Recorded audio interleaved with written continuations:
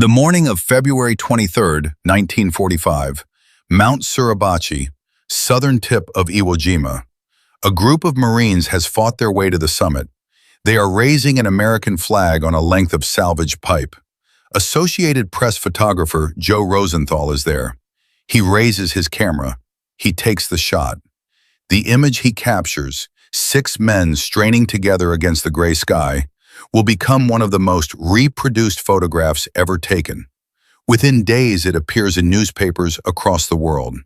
Within weeks, it is on posters and stamps. It will be cast in bronze. It will define how a generation remembers the Pacific War. One of the 6 men in that photograph is a 21-year-old Marine from Arizona.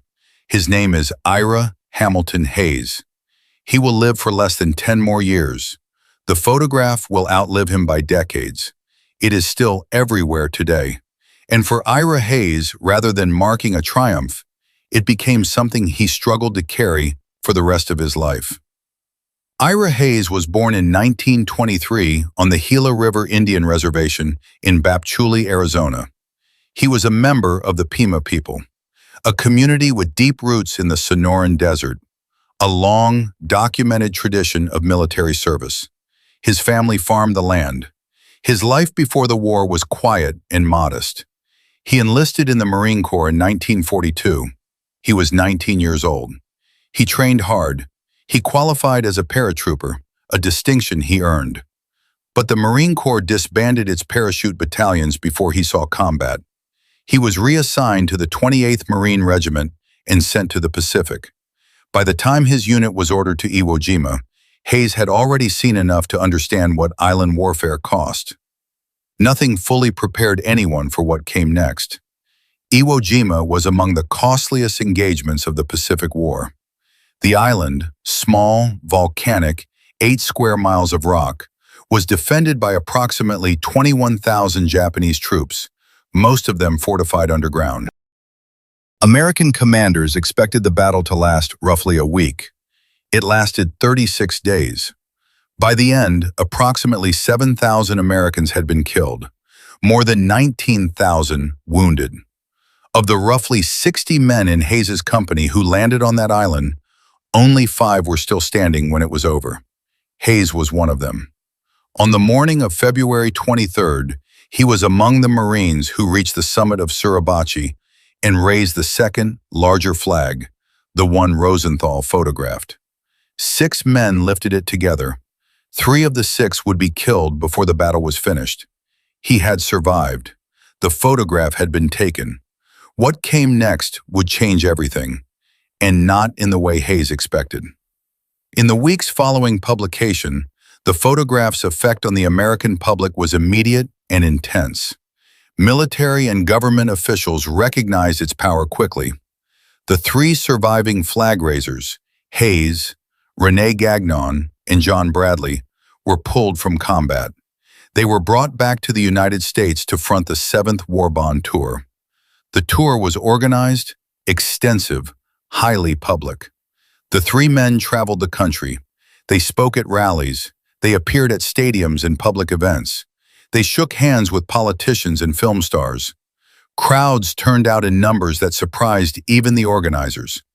The war in the Pacific was not yet over. The country needed the photograph to mean something. And it did.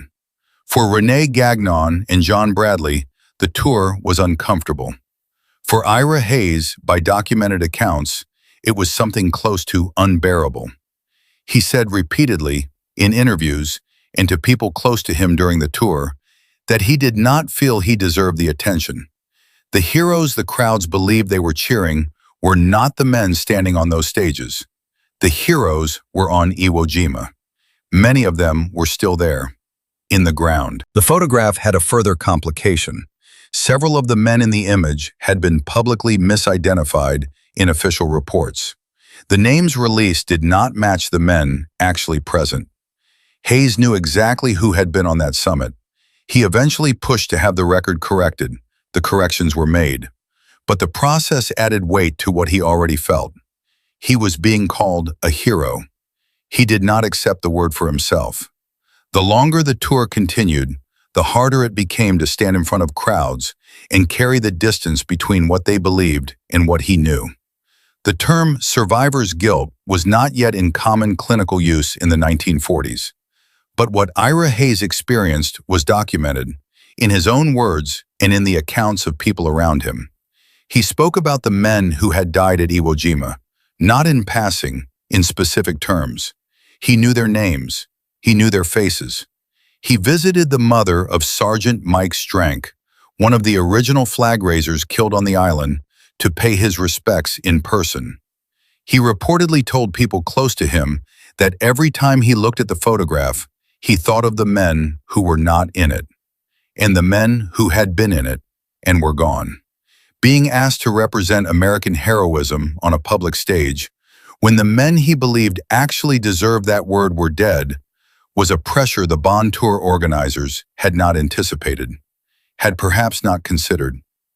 Documented accounts place the beginning of his heavy drinking during the tour itself.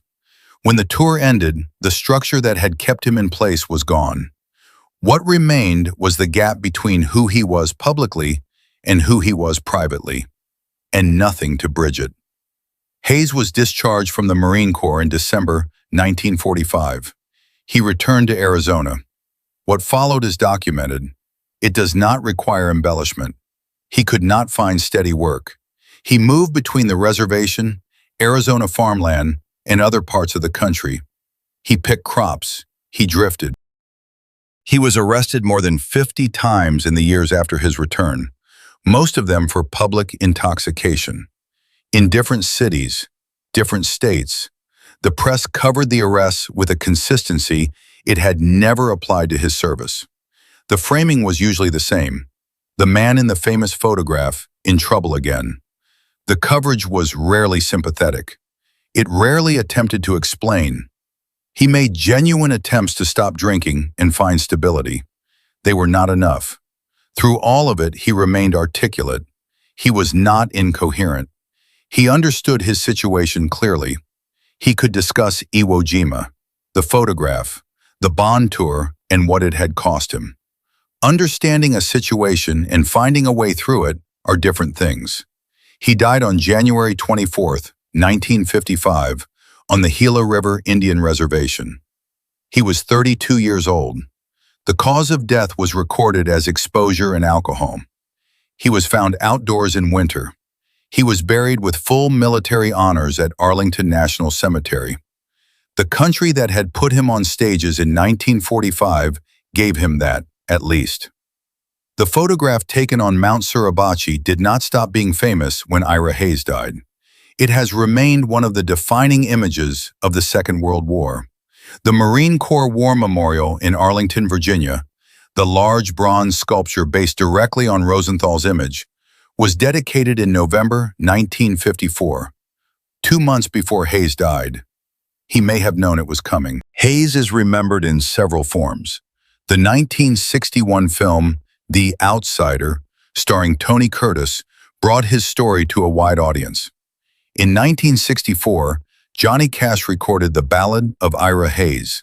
The song was direct about what had happened and why. Cash had to fight to get it released. Radio stations initially refused to play it. His name appears on monuments, in discussions of Native American veterans, in the broader conversation about how the United States received veterans of color in the post-war decades, the structural failures, the absence of support, the gap between public recognition and private reality.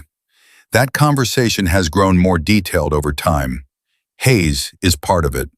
The Pima people of the Gila River community have continued to honor his memory. They knew him before the photograph. They knew who he was before the country decided what he represented. He served. He landed on one of the most contested pieces of ground of the Pacific War. He survived when most of his company did not. He was in the photograph. He came home. He struggled. He died at 32. The photograph is still on walls, still in museums, reproduced in bronze within sight of his grave. The man in it had a name, and a home, and a people who knew him before the shutter opened. That part of the story belongs in the frame too. If this kind of history stays with you, the real people behind the images, consider subscribing. There are more stories like this one. Each one belongs to a real person. Each one deserves to be told with the full weight it carries.